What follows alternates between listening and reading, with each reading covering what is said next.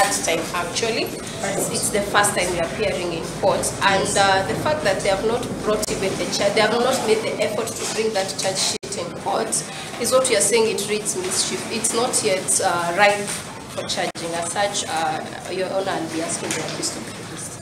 Ona gukiri uguo jaji munene Stella Atabo nierite DCI hamwe na ODPP aria maumana ngucanio maiguithanie kuonania ni thoni nene kuri igoti.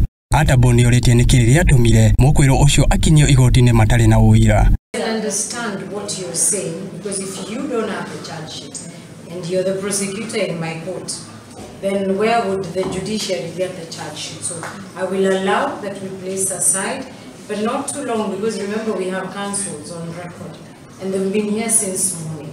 I would really want to know what is going on, because when she says we have appeared severally, she has not appeared before this court or any of my courts. Nake wakiri Toros Jebet niatetetie DCI kuria augite mekinyiria igoti moko matheri kuria nayo ODPP iregete kurekereria fairo iria ekuirwo gukorwo na uira. Nake jaji munene ni augite ni mugaru na watho DCI guthii na mbere kuiga Muhunjia ucio guikara cero. Handu-ini ha Muthikabu TV, Getwo King'ori wa Gatundu.